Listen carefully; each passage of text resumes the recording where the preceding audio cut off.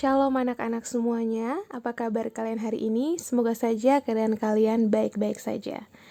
Hari ini kita akan memulai pembelajaran kita tentang pelajaran biologi. Dan pada bab yang pertama ini, kita akan belajar tentang ruang lingkup biologi. Nah, dalam mempelajari bab 1 ini, yaitu ruang lingkup biologi, ada beberapa hal yang akan menjadi bahan pelajaran kita.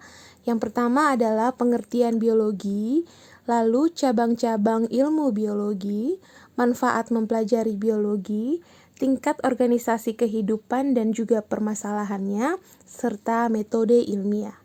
Namun, pada hari ini kita tidak akan membahas metode ilmiah karena metode ilmiah ini akan dibahas pada pertemuan selanjutnya atau pada video yang lain.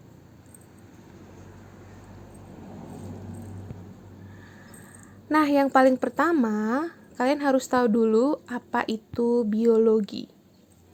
Nah, biologi ini itu terdiri dari dua kata. Yang pertama itu adalah bios dan yang kedua itu adalah logos. Bios ini artinya hidup ataupun makhluk hidup, sedangkan logos artinya ilmu. Sehingga biologi itu adalah ilmu yang mempelajari tentang makhluk hidup atau kehidupan. Jadi, segala hal yang berkaitan dengan makhluk hidup, termasuk diri kalian sendiri, itu semuanya dipelajari di biologi. Jadi, mempelajari biologi itu menyenangkan karena kita bisa tahu tentang tubuh kita sendiri.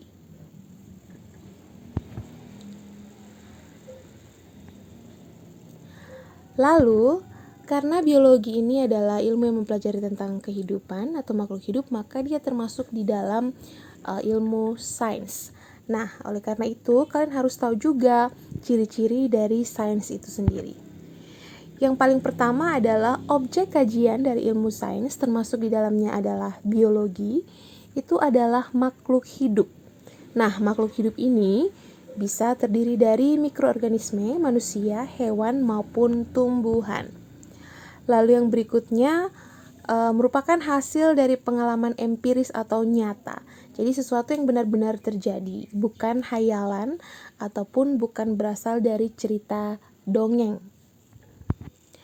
Lalu memiliki langkah yang sistematis atau yang berurutan. Selanjutnya hasil penilaiannya itu berupa yang objektif.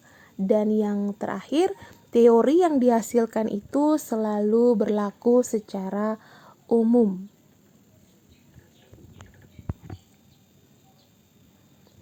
Selanjutnya, biologi sendiri itu memiliki cabang-cabang ilmu khusus atau terdiri dari cabang-cabang ilmu yang mempelajari tentang sesuatu secara khusus lagi, ya. Dan ini terdiri dari ada 3 bagian. Yang pertama ada yang terdiri dari objek studi. Cabang ilmu biologi yang terdiri dari objek studi ini, yang pertama ada bakteriologi, yaitu ilmu yang mempelajari tentang bakteri. Kemudian ada botani yang khusus mempelajari tentang tumbuhan. Ada entomologi yang mempelajari tentang serangga. Fikologi mempelajari tentang ganggang. Mikologi yang mempelajari jamur. Mikrobiologi yang mempelajari mikroorganisme. Ada paleontologi yang mempelajari tentang kehidupan di masa lampau, dalam hal ini adalah tentang fosil-fosil yang ada. Lalu ada virologi yang mempelajari tentang virus. Ada parasitologi yang mempelajari tentang parasit-parasit, dan juga ada zoologi yang mempelajari tentang hewan. Selanjutnya, berdasarkan tingkat organisasi, cabang ilmu biologi juga terbagi atas beberapa bagian. Yang pertama adalah anatomi, itu yang mempelajari tentang struktur yang ada di dalam makhluk hidup, ya, seperti jantung yang ada bagian dalam. Kemudian ada biologi molekuler yang mempelajari tentang penyusun tubuh makhluk hidup pada tingkat molekul. Ya, misalnya saja ada mempelajari tentang lemak, mempelajari tentang karbohidrat gitu ya. Kemudian ada histologi Ini yang khusus mempelajari tentang jaringan-jaringan yang menyusun makhluk hidup. Misalnya ada jaringan epitel ataupun jaringan otot, gitu ya. Lalu kemudian ada morfologi. Ini khusus untuk mempelajari susunan atau bentuk luar makhluk hidup. Kemudian ada organologi, itu yang mempelajari khusus tentang organ-organ ataupun alat-alat tubuh yang ada pada makhluk hidup. Dan yang berikutnya adalah sitologi, yang khusus mempelajari tentang susunan dan fungsi dari bagian-bagian sel, gitu ya. Jadi misalnya kalau kita ingin mempelajari tentang jantung, berarti kita tahu kita akan mempelajarinya di ilmu cabang ilmu organologi. Kalau kita hanya ingin mengamati bentuk daun, terus tulang daunnya seperti apa pada suatu tumbuhan, maka kita bisa mempelajarinya lewat ilmu morfologi. Atau kita ingin mempelajari perilaku hewan misalnya, itu nanti ada lagi di cabang ilmu yang lain, seperti yang ini. Kita lihat sama-sama. Berdasarkan persoalan atau tema pokok, ini dibagi atas beberapa cabang ilmu lagi. Misalnya yang pertama itu adalah ekologi. Nah, ini khusus untuk mempelajari hubungan timbal balik antara makhluk hidup dengan lingkungannya. Jadi termasuk di dalamnya interaksi antara makhluk hidup dan lingkungannya, ini juga dipelajari di ekologi. Kemudian ada juga evolusi. Nah, evolusi ini perkembangan makhluk hidup dari yang sederhana sampai kompleks. Lalu fisiologi, jadi segala sesuatu atau kegiatan yang terjadi dalam tubuh manusia ataupun makhluk hidup itu dipelajari di fisiologi. Kemudian genetika, itu mempelajari tentang cara pewarisan sifat makhluk hidup pada keturunannya. Jadi kalau kita mau tahu bagaimana makhluk hidup itu bisa menurunkan sifat dari induk ke anaknya, itu bisa dipelajari di ilmu genetika. Kemudian untuk kekebalan tubuh ada imunologi, untuk berbagai penyakit itu adalah patologi, dan ada taksonomi untuk menggolongkan makhluk hidup. Selanjutnya kita akan mempelajari tentang apa sih manfaat dari mempelajari ilmu biologi. Tadi Ibu sudah sempat singgung dengan mempelajari biologi, kita dapat mengetahui organ-organ apa saja yang menyusun tubuh kita, gitu ya. Jadi kita bisa tahu, ternyata untuk bernafas misalnya diperlukan organ-organ apa saja, dan itu semuanya dipelajari di ilmu biologi. Dan yang kalian lihat ini adalah manfaat biologi yang lebih luas lagi. Misalnya yang pertama di bidang pertanian itu ditemukannya kultur jaringan. Jadi kultur jaringan ini membantu para petani untuk mendapatkan hasil pertanian yang banyak dalam waktu yang bersamaan. Jadi tidak perlu lagi harus tunggu biji dulu baru kita bisa tanam dan kemudian dia akan menjadi tanaman yang baru, tetapi bisa menggunakan bagian-bagian tubuh dari tumbuhan yang lainnya selain biji, gitu ya. Kemudian di bidang peternakan ada inseminasi buatan, ya, atau perkawinan buatan di antara hewan sehingga akhirnya bisa juga menghasilkan banyak hewan-hewan yang unggul dalam waktu yang bersamaan juga. Kemudian di bidang kesehatan itu bisa mengidentifikasi virus, dan selanjutnya di bidang industri itu dari hasil pengetahuan biologi itu bisa diciptakan satu produk yaitu susu fermentasi atau yang kita kenal dengan yogurt. Kemudian selanjutnya kita akan mempelajari tentang tingkatan organisasi kehidupan. Nah, tingkatan organisasi kehidupan ini itu terdiri dari yang terkecil yaitu sel hingga yang paling terbesar adalah atau cakupan yang luas adalah biosfer. Nah, sel ini sendiri itu adalah bagian atau satuan unit terkecil dari kehidupan. Jadi sel itu adalah unit terkecil kehidupan. Kemudian setiap sel yang memiliki bentuk dan juga fungsi yang sama ini akan membentuk jaringan. Jadi sel-sel yang memiliki bentuk dan fungsi yang sama kemudian dia akan membentuk jaringan. Selanjutnya beberapa jaringan ini dia akan bekerja sama untuk melakukan satu fungsi tertentu dengan membentuk yang namanya organ. Lalu kemudian organ-organ yang melakukan fungsi yang sama dan saling berbagi tugas untuk melakukan fungsi tersebut, itu dia akan membentuk yang namanya sistem organ. Selanjutnya, kumpulan dari sistem organ itu akan membentuk individu. Jadi individu ini itu terdiri dari berbagai macam sistem organ. Contohnya kita ya, satu orang manusia. Selanjutnya, individu sejenis yang berkumpul dalam satu tempat tertentu pada waktu yang sama itu akan membentuk populasi. Lalu, apabila populasi ini kemudian bertemu dengan populasi-populasi yang lain dalam satu tempat yang sama, itu mereka akan membentuk yang namanya komunitas. Lalu, komunitas tersebut apabila dia berinteraksi dengan lingkungan yang tak hidup atau lingkungannya, itu dia akan membentuk yang namanya ekosistem. Selanjutnya, kumpulan dari ekosistem itu akan membentuk bioma, dan bioma-bioma tersebut, kumpulan dari setiap bioma itu akan membentuk biosfer. Ya, jadi sel itu unit terkecil daripada makhluk hidup. Jaringan adalah kumpulan dari sel yang memiliki bentuk dan fungsi yang sama. Misalnya ada jaringan epitel atau ada jaringan otot ya. Lalu organ itu adalah kumpulan dari jaringan yang bekerja sama untuk melakukan fungsi tertentu. Misalnya organ jantung. Organ jantung itu kan terdiri ada jaringan otot ya. Ada juga jaringan epitel pada jantung tersebut.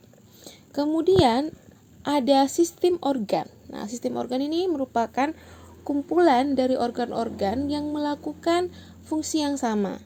Misalnya, untuk peredaran darah itu dibutuhkan ada organ jantung, ada organ pembuluh darah, seperti itu. Kemudian individu. Nah, individu ini itu terbentuk dari sistem-sistem organ yang bekerja sama ya. Misalnya untuk kita manusia ada sistem organ untuk bernapas, ada sistem organ untuk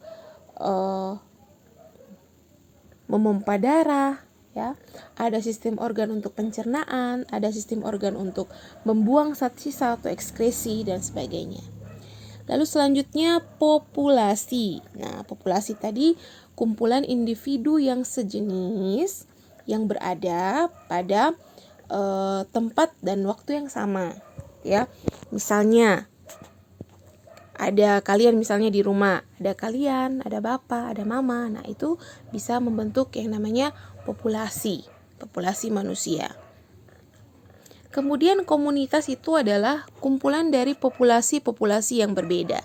Jadi misalnya di rumah kalian, selain ada manusia, selain ada kalian, papa dan mama kalian, ada juga makhluk hidup yang lain. Misalnya ada sekumpulan ayam, ada sekumpulan bebek. Nah, itu bisa membentuk yang namanya komunitas. Lalu berikutnya adalah ekosistem. Ekosistem ini tuh interaksi yang terjadi antara makhluk hidup dengan lingkungannya. Ya, jadi misalnya tadi kalian di rumah, ada kalian, terus ada kumpulan ayam, kumpulan bebek. Nah, kalian berinteraksi dengan lingkungan misalnya karena bernapas ya, atau ada cahaya matahari. Nah, itu bisa membentuk yang namanya ekosistem. Selanjutnya kumpulan dari ekosistem itu kan ada ekosistem darat, ada juga ekosistem laut. Itu nanti akan kita pelajari lebih lanjut lagi nanti di bab yang khusus tentang ekosistem. Kemudian ada bioma dan yang terakhir adalah biosfer. Nah, Untuk lebih memahami tentang susunan dari tingkatan organisasi kehidupan, kalian bisa lihat pada gambar ini. Jadi yang pertama itu adalah sel, misalnya di situ adalah otot jantung, dia akan membentuk jaringan, dan jaringan itu akan membentuk organ yaitu jantung. Lalu jantung bersama dengan organ-organ yang lain itu akan membentuk sistem organ, yaitu di sini adalah sistem peredaran darah. Lalu setiap sistem organ itu kemudian berkumpul akan membentuk individu. Misalnya di sini adalah individunya adalah seorang anak perempuan. Lalu ketika individu ini berkumpul dengan individu yang sejenis dalam waktu yang sama, itu akan membentuk populasi. Nah, ini seperti yang kalian lihat dalam gambar ini. Ini ada beberapa orang, sekelompok orang yang ada pada tempat yang sama. Mereka membentuk populasi manusia. Selanjutnya, populasi akan membentuk komunitas, ya. Populasi akan membentuk komunitas, di mana komunitas itu adalah kumpulan dari berbagai jenis populasi yang berbeda. Nah, misalnya saja pada gambar ini, di sawah itu ini terdapat ada populasi manusia, hewan, dan tumbuhan. Nah, kumpulan dari populasi manusia, hewan, dan tumbuhan, dia akan membentuk yang namanya komunitas sawah. Kemudian, kumpulan dari komunitas ini dia akan berinteraksi dengan faktor-faktor abiotik atau faktor yang tidak hidup atau lingkungan yang tidak hidup. Misalnya ada suhu di sini, intensitas cahaya, kelembaban, seperti Ibu bilang tadi ada air, cahaya matahari, tanah. Nah, itu akan membentuk ekosistem sawah. Lalu ekosistem tadi dia akan membentuk yang namanya bioma. Ya, di sini contohnya adalah hutan hujan tropis. Ini adalah salah satu bioma yang ada di dunia.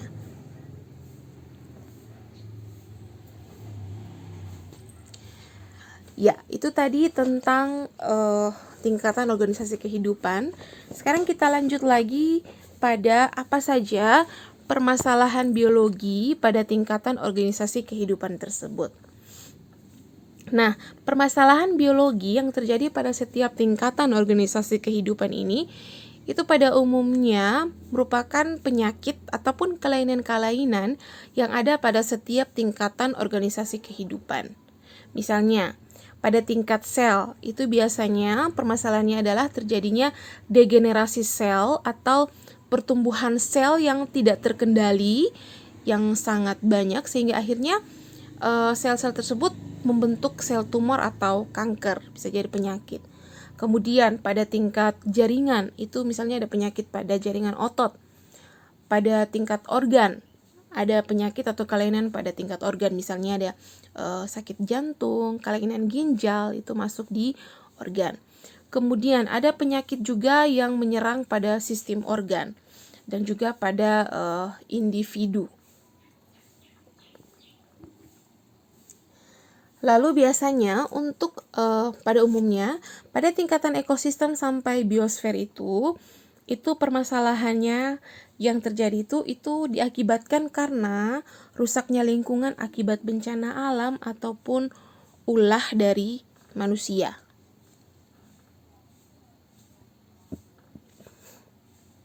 Ya, misalnya rusaknya ekosistem hutan itu karena penebangan liar dan sebagainya, ya. Itu karena bencana alam ataupun karena ulah manusia. Oke, demikianlah belajar kita hari ini tentang ruang lingkup biologi. Ibu harap kalian benar-benar memahami ini dan tidak menutup kemungkinan untuk kalian bisa mencari referensi dari sumber-sumber belajar yang lain. Tetap semangat dalam belajar dan tetap jaga kesehatan. Tuhan Yesus memberkati.